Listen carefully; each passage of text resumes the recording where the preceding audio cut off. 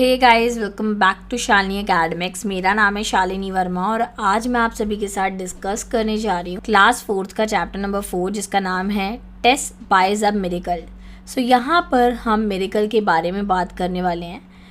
आप सबके लिए ये जानना बहुत ज़रूरी है कि मिरेकल क्या होता है। मिरेकल एक तरीके का अजूबा होता है जो सडनली हमने एक्सपेक्ट भी नहीं करी होती हैं चीज़ें और एकदम से हो जाती हैं। यहाँ पर आपको ना दो चीज़ें बता रखी हैं, दो इवेंट के बारे में डिस्कस कर रखा है। एक है 26 नवंबर 1998 में सील्दा एक्सप्रेस जो है वो टकरा गई थी और आप देख सकते हैं कि किस तरीके से ट्रेन जो है उसका कुचुम्बर बन चुका है और यहाँ पर ऑलमोस्ट सब जने जो हैं वो मर गए थे।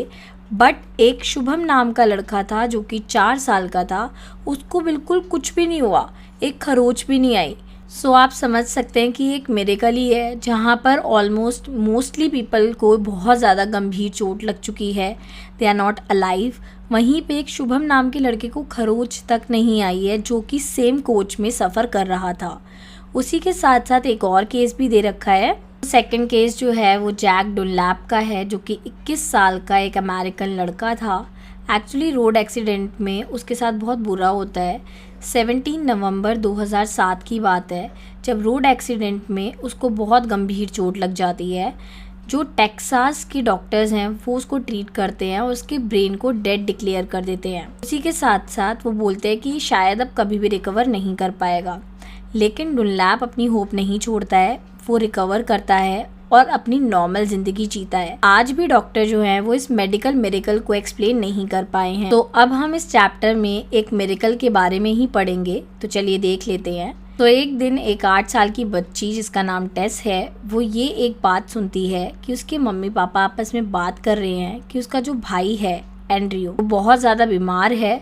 उसी के साथ साथ उसके पेरेंट्स के पास इतना पैसा नहीं है कि वो उसका ट्रीटमेंट करवा पाए। टेस सिर्फ अपने पापा को एक बात बोलता हुआ सुन लेती है कि सिर्फ एक मिरेकल ही इसको बचा सकता है। तो टेस इसके बारे में सोचती है, वो अपने कमरे में जाती है और वहाँ से एक जार निकालती है।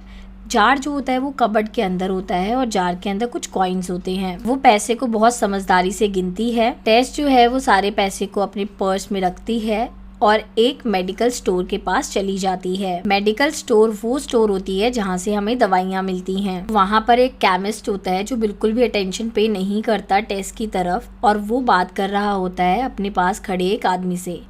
वहीं पे टेस जो है वो काउंटर के सामने खड़ी रहती है और जो केमिस्ट है वो बहुत ही अजीब तरीके से उसको डांटते हुए बोलता है क्या चाहिए तुम्हें।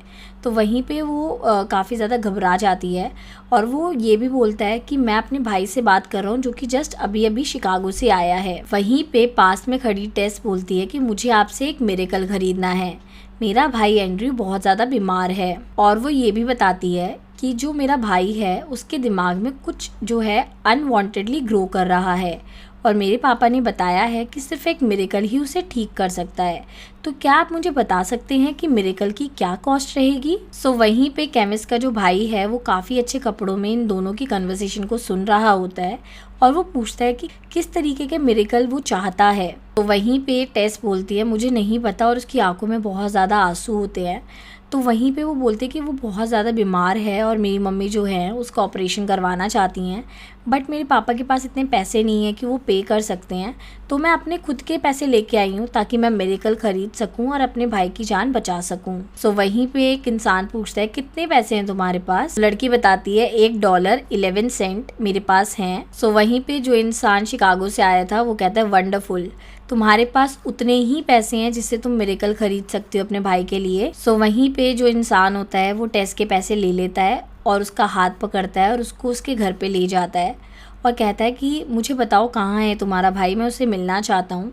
तो वो अपने भाई के पास उसे लेके जाती है और वो ये कहता है कि let me C if I have the kind of miracle he needs, कि मेरे पास वो मिरेकल है या नहीं है जिससे मैं तुम्हारे भाई की मदद कर सकता हूँ।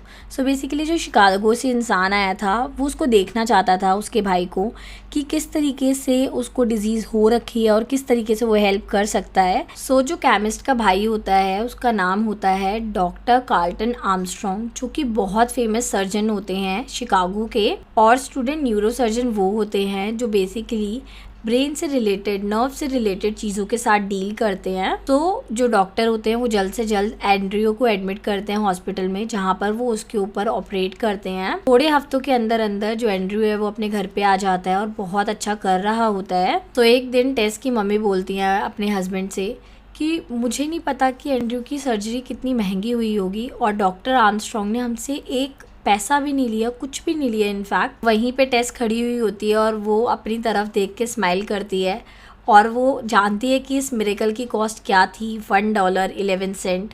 और इस बच्ची की विश्वास ने अपने भाई को बचा लिया। और यहाँ पर यही बताया जा रहा है कि अगर आपके अंदर एक विश्वास होता है, एक डिटर्मिनेशन होती है कि आप कुछ कर सकते हैं, तो बाकी सारे ऑप्शन आपके लिए अपने आप खुलने लग जाते हैं। सो मिरेकल डेफिनेटली एग्जिस्ट करता है। सो कभी ना कभी आपके साथ भी ऐसा हुआ होगा कि आप किसी सिचुएशन में फंस गए हो और एकदम से मिरेकल हो जाता है। सो प्लीज़ कमेंट में मुझे ज़रूर बताना कि किस तरीके का मिरेकल आपने फेस करा है। अगर आपको ये चैप्टर अच्छा लगा है और समझ आया है, so please do like, share and subscribe our channel. Thank you guys.